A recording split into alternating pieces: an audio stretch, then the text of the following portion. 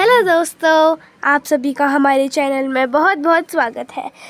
आज की हमारी कहानी का शीर्षक है 5वीं फेल। स्नेहा का सपना था कि उसे कोई बहुत ज्यादा समझदार और स्मार्ट पढ़ा लिखा लड़का मिले, लेकिन कहते हैं ना, जो भाग्य में होता है होता वही है। देख, मैं साफ कह रही हूँ, लड़की के बाप के पास भर भर के पैसा है। अरे एक बार लड़की ने तुझे पसंद कर लिया तो समझ के पैसे की तो नदियां भर जाएंगी, लेकिन फिर भी तेरी प्यास नहीं बुझेगी बेटा। अरे माँ, फ्रिज में मैंने 2 बोतल पानी की रखी है, और कैसे प्यास बुझेगी। अरे 5वीं फेल, मैं बात कर रही हूँ पैसों की प्यास की। तू गवाह नहीं समझेगा इस बात को। बस तुझसे लोगों की नौकरी करवा लो। वो क्या है ना आशीष की माँ, वो सीधा है, और जिसे तू लोगों की नौकरी बोल रही है ना, वो आशीष का प्यार है अपने लोगों के लिए, जिनसे वो प्यार करता है या जिनसे जुड़ा हुआ है वो।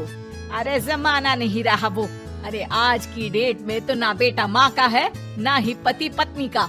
कैसी बात कर रही है माँ? चाहे दुनिया यहाँ की वहाँ क्यों ना हो जाए, मैं आपके बिना नहीं रह सकता, ना ही मैं आपको कभी धोखा दे सकता हूँ। अरे हाँ, ठीक है ठीक है। देख, लड़की को पढ़ा लिखा लड़का चाहिए, तो वहाँ चुप रहना। जबान खोलेगा तो पता चल जाएगा कि 5वीं पास है। अरे तो पढ़ा देती ना आगे। माना सौतेली माँ हो, लेकिन दहेज की लालच तो अपने बेटे जैसी ही रख रही हो।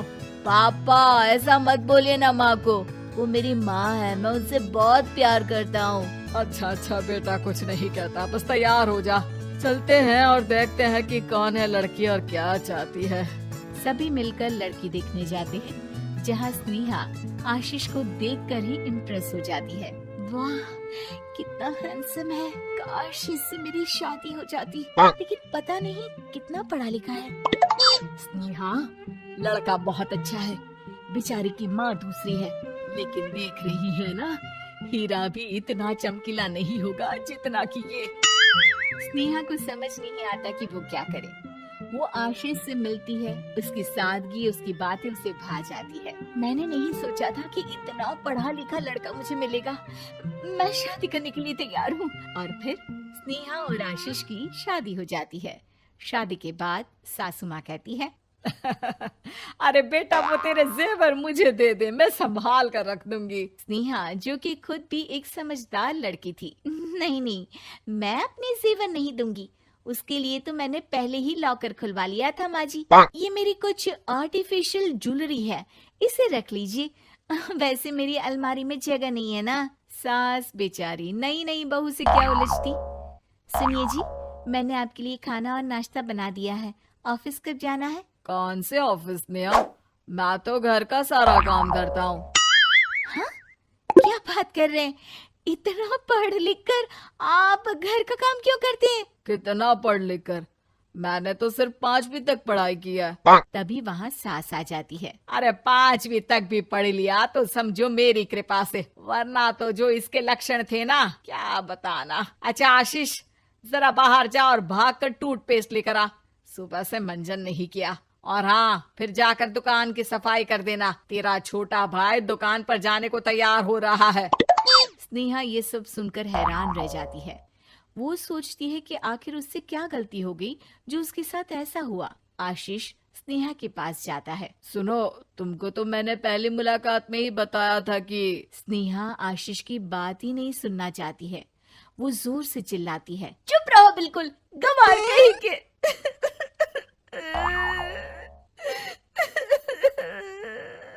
कितना बड़ा धोखा हो गया मेरे साथ, अब मैं इस घर में नहीं रह सकती।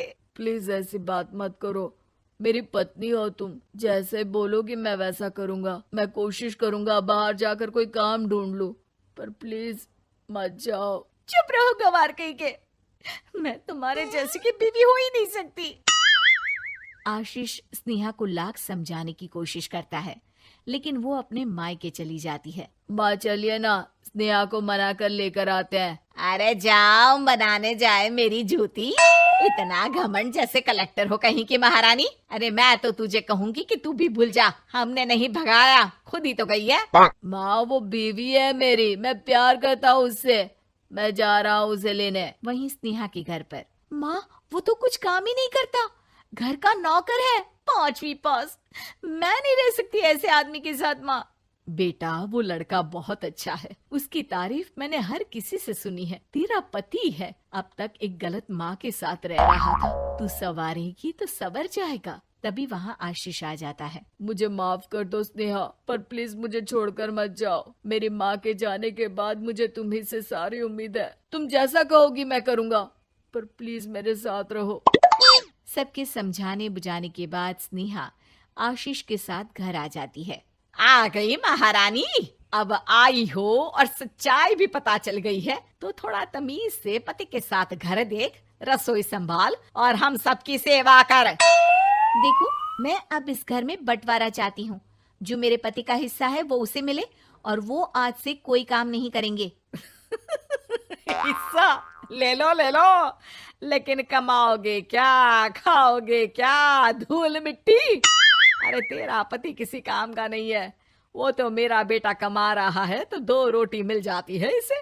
तभी वहाँ स्नेहा के ससुर आ जाते हैं। मैंने एक बंद फैक्ट्री को पहले ही आशीष के नाम कर दिया है, और घर के 2 तल्ले में 1 तल्ला ले लो। मैं तो आशीष के पास रहूंगा, वकील थोड़ी देर में आता ही होगा। अरे जाओ जाओ, 2 दिन में भूख से तड़प कर सब वापस आ जाओगे। बढ़िया आई बहू बेटे वाली। फिर क्या था, स्नेहा आशीष के साथ मिलकर बंद फैक्ट्री को खोलती है और मन लगाकर काम करती है। दोनों की मेहनत रंग लाती है और आशीष अपनी मेहनत से एक सफल बिजनेसमैन बन जाता है।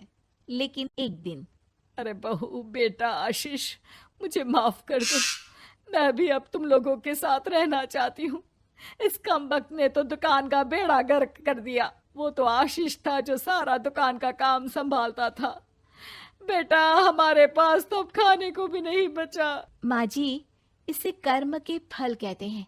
खैर, खाना है तो आपको और आपके बेटे को काम करना पड़ेगा, समझी? हे भगवान, अब ये दिन आ गए हैं कि बहू के साथ रहने के लिए मुझे काम करना पड़ेगा। बेटा आशीष, तू ही समझाना अपनी बीवी को। पता है ना मैंने तुझे कितने प्यार से पाला है। हाँ माँ, वो तो ऐसे ही बोल रही है आपको। अरे घर में कामकाज के लिए बहुत सारे नौकर चाकर है, आप आराम से रहिए माँ। स्नेहा आशीष का अच्छा और सरल सच्चा व्यवहार देखकर मन ही मन सोचती है, मेरा पति गवार ही सही, लेकिन दुनिया का सबसे अच्छा इंसान है। तो अगर आपको हमारी कहानी पसंद आई तो हमारे चैनल को सब्सक्राइब कीजिए, लाइक कीजिए और शेयर कीजिए। मिलते हैं अगली कहानी के साथ जल्द ही।